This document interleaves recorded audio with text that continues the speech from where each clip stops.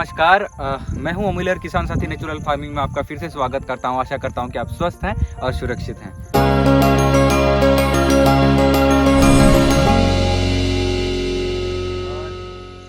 आज मैं हूं राजावासा हमारे फार्म में, और मैं पहले तो आपको ना यहाँ का सॉइल टाइप दिखाने वाला हूँ।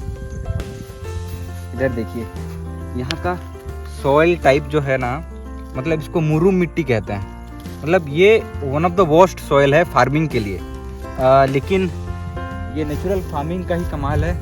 ये नेचुरल फार्मिंग में आप देख रहे हो, ये पहली बार ही हम लोग किए हैं, और ये आप प्रोडक्शन देख सकते हैं। ये देखिए, ये देखिए, इधर देखिए, इधर देखिए, ये आप देखिए।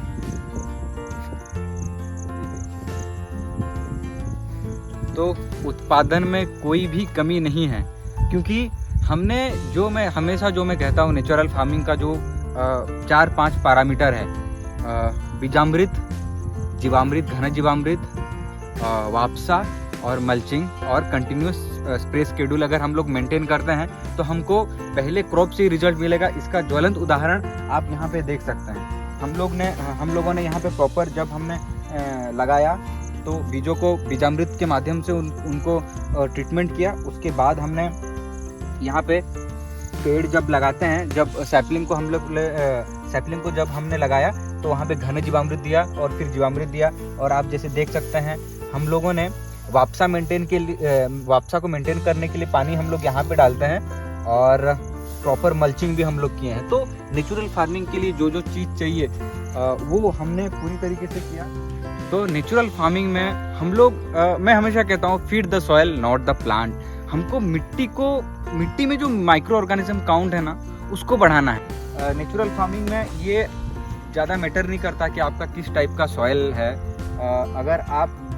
अगर हर चीज़ का जो नेचुरल फार्मिंग का जो पैरामीटर है, अगर उस चीज़ को हम लोग अगर अच्छे से मेंटेन करते हैं, तो हम लोग इरेस्पेक्टिव ऑफ सॉइल टाइप हम लोग मतलब बहुत सारी चीज़ें वहाँ पे उगा सकते हैं। और जैसे कि मैं हमेशा कहता हूँ, मतलब जैसे कि मैं ये फार्म के लिए स्पेशली कहता हूँ, यहाँ का आप मिट्टी देखिए, सिर्फ पत्थर ही पत्थर है।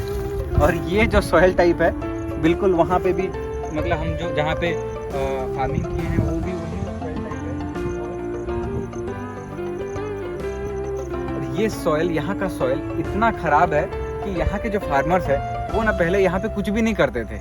मतलब छोड़ देते थे कि मतलब यहाँ पे तो कुछ होगा ही नहीं, तो उसके बाद करेंगे क्या, खाली पीले का करेंगे, जो इनपुट कॉस्ट भी नहीं निकलेगा, तो फिर वो लोग करते ही नहीं थे। लेकिन मैं आपको दिखाऊंगा, ये सॉइल मतलब इतना खराब था कि ये लोग यहाँ पे जो वहाँ पे गड्ढा दिख रहा होगा आपको, वहाँ का मिट्टी को लेकर वो लोग रोड बना रहे थे, ताकि उनको लगता था कि यहाँ का मिट्टी, मतलब यहाँ पे तो कुछ उगेगा ही नहीं, एटलीस्ट रोड ही बना लेते हैं। तो ये सब मतलब ये सोच के यहाँ की ज़मीन को छोड़ दिए थे ये लोग। लेकिन नेचुरल फार्मिंग के माध्यम से हम लोगों ने पहली बार ही ये सब किया है। और आप ये सब देख सकते हो, ये सब आप देख सकते हो कि हमने कंप्लीटली ये मतलब सबको रॉन्ग प्रूव कर दिया कि जो कहते थे ना कि मतलब यहाँ पे कुछ नहीं होगा। इवन केमिकल वाले तो बोल ही रहे थे, फिर ऑर्गेनिक वाले भी सोच रहे थे कि यहाँ पे कुछ हो ही नहीं सकता, बहुत डिफिकल्ट होगा, मतलब प्रोडक्शन लाने के लिए 3-4 सॉइल को ठीक करने के लिए ही 3 से 4 साल लग जाएगा। लेकिन हमने नेचुरल फार्मिंग के माध्यम से उनको रॉन्ग प्रूव कर दिया। और यही है मतलब नेचुरल फार्मिंग का पावर, कि हम अगर अच्छे से अगर जो पैरामीटर हैं उनको अगर अच्छे से मीट करें और सॉइल पे ध्यान दें, तो एक बार हम लोग का सॉइल अगर ठीक हो गया तो हमको और ऊपर से डालने का, कोई बाहर से कोई केमिकल डालने का कोई दरकार ही नहीं। तो आज मैं हूँ मेरे फार्मर एमन बुड के साथ, और ये अपना एक्सपीरियंस बताएंगे कि पहले ये ज़मीन कैसा था और अभी कैसा है। पहले तो इस ज़मीन में कुछ होता ही नहीं था, इसलिए अमूल्य भाई आए और इसमें करने के लिए शुरू किए, तब से कर रहे हैं। पहले यहाँ पे क्या करते थे, धान भी मतलब होता था, मतलब नहीं होता था, कुलूत सब बुनते थे, नहीं होता था। अच्छा, लेकिन इनको भी यकीन नहीं था कि इतना मतलब इस तरीके से हो पाएगा करके।